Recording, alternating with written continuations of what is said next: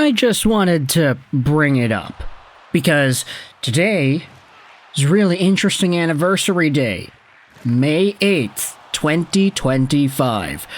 Here's a tweet made by Canucks History X on Twitter. This day in Canucks history, May 8th, 2024, 1 year ago, the Vancouver Canucks came back from a 4-1 deficit to beat the Edmonton Oilers 5-4 in Game 1 of their second-round series.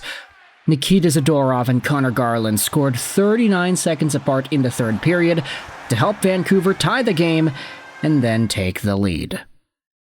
That particular segment of the game happened with about 5 minutes to go in the third. And this game, just watching the highlights, watching the crowd reactions, watching the player reactions, it's a world away from what we are seeing in 2025.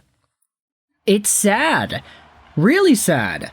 The PDO Bender Vancouver Canucks, where Rick Tocchet's team was putting everything that moved into the net. That magic, man, I don't know if it's going to be replicated anytime soon. But anyways, just wanted to toss that out there because it is kind of a sentimental thing to think about. Oh, how the mighty have fallen. But today we are heading over to an article published by Ben Kuzma in The Province that reignites Vancouver trade discussions as to whether or not they could get involved with the Detroit Red Wings. Now I know, it's a conflict of interest here for me personally, because I'm a Canucks fan, I'm a Wings fan, first and third favorite teams on tap right here. And this idea that we're going to be talking about, it's good for one of my teams, it's very, very bad for the other.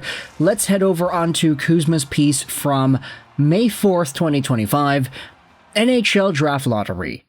The Canucks should put their pick in play for a proven center. Is Elias Pettersson a true number one center? Can Filipino stay healthy? Those concerns are bigger than the NHL draft positioning that the Vancouver Canucks were given. The Canucks, by the way, if you needed to look at the scoop, they're not drafting too high this year. They're drafting 15th overall, which is not surprising. They didn't move up and they didn't move down. There were some other teams that moved up to a significant degree, thanks New York and Utah. But ultimately, we're going to talk about this draft pick the Canucks have in the context of them potentially trading it, because that is what Kuzma dives into. He says here the Canucks desperately need to trade for a proven center. In their first-round pick in the 2025 draft, the odds were 97.9% they would remain at 15th, should be a part of that package. Scrolling down here, the trade exit of JT Miller, the struggles of Elias Pettersson, concussion history of Filipino, and uncertain future of UFA Pia Suter, who is coming off a career 25-goal season, present a suspect pecking order. Can Pettersson find presence and persistency required of a number one pivot? Can Hedl stay healthy? There are free agent options to augment what's in place, but is that being prudent? The Canucks maintain that they must trade for a center. The article then asks this. Deep down, you wonder if the Canucks will make a big trade play for a true number one center. That way, Pettersson and Hedl move down a notch, and if the versatile Suter is retained, he can move to the wing. Dylan Larkin, 28, has been a consummate captain and contributor for the Red Wings over the past 10 years. He was critical of his club's lack of trade deadline improvements for a shot at a playoff spot for the first time in 9 seasons. I felt our team didn't gain any momentum, said Larkin, who has had 4 consecutive 30-goal seasons and played a stretch drive with an injury sustained at the Four Nations face-off. Guys were kind of down, and it would have been nice to have added something and add a spark and a morale boost. Oh boy, that's the idea that Kuzma dives into, isn't it? For Larkin to go off like that was rare, and it could hint of a disconnect with the GM. Stevie Y didn't dwell on what his captain said, only that he needs more from his leaders, and Yzerman did say that he did talk to Larkin about it privately. Larkin is the face of the storied franchise, and like any other player, he wants to win. From Vancouver's POV, that would mean a real sell job here to convince a season gone sideways was more of an anomaly than an aberration. Larkin's 8-year, $69.6 million extension carries an $8.7 million cap hit for 6 more seasons. A no-trade clause takes effect in 28-29, and it would take something special to pry him out of the Motor City. A first-round pick, roster player, and prime prospect aren't out of the realm of consideration, and if Larkin wants out, and the Canucks get something else back, and maybe a change of scenery in connection with Canucks captain Quinn Hughes could benefit both. At age 18, Hughes was the youngest competitor at the 2018 World Hockey Championships, and Larkin was his U.S. teammate and roommate. They've also trained together and formed a lasting bond.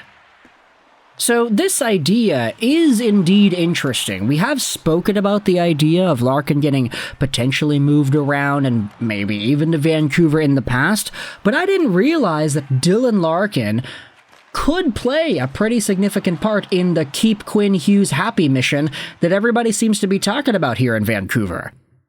If Larkin and Quinn Hughes do have some sort of a connection, not just from the University of Michigan, but also being roommates with Team USA and also practicing together too, this could be a really intriguing idea.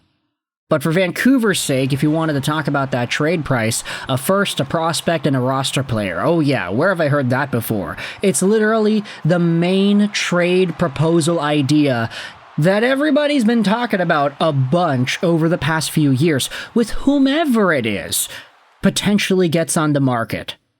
Oh, Jack Eichel's on the trade block? Okay, a first, a prospect, and a roster player. Oh, Jacob Chychrun is available for trade? A first, a prospect, and a roster player. Ah, it's Pierre-Luc Dubois. A first, a prospect, and a roster player. It's always a first, a prospect, and a roster player. And a good prospect, too. So, Dylan Larkin, D-Boss.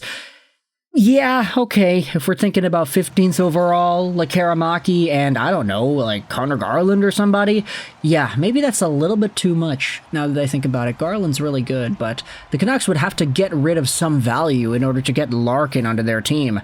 Cost-controlled center who has been a very productive player the past few years to play second-line C behind EP40, who at one point was a 100-point guy. The question is as well whether or not the Wings would be interested in this sort of a move, although, to be fair, they might have to be if Larkin gets to a point where he does want out. They would never voluntarily trade him just out of nowhere because, oh yeah, this would make our team better, or oh yeah, we're gonna go rebuild now. Like, nah, it would have to be D-Boss himself who decides that he wants out. For the Red Wings, though, if they were to go down some sort of retooling on the fly, getting another 15th overall pick wouldn't be all too bad, to be honest. I mean, Stevie Y's probably just going to draft another two-way center in that spot, but the Wings do have a decent level of young guys. MBN is doing pretty well, ASP and Edvinson, and then the goaltending prospects, too. Go get yourselves another one with the 15th overall pick, and then a Lekaramaki on top of that. I think that Lekaramaki could be pretty good in a Detroit-like system. Getting mentored by a guy like Lucas Raymond, I actually like that a lot, but that's just a hypothetical trade idea. I'm just tossing it out there. First round pick and a prospect and a something else for a Dylan Larkin. If you're Vancouver and you're able to keep that decor together whilst adding a great second-line center, then sign me up for that, baby. Let me know your thoughts in the comments section below. This article will be linked in the description. Let me know, what do you think about the Canucks trading for Larkin? Do you think this trade package gets it done? And Red Wings fans, how upset are you at me for making this video? Because Dylan Larkin, man, he's now getting talked about in Canucks trade pieces. So how does that make you feel, and how ticked off are you? Let me know your thoughts in the comments. I hope you enjoyed this video. And bye.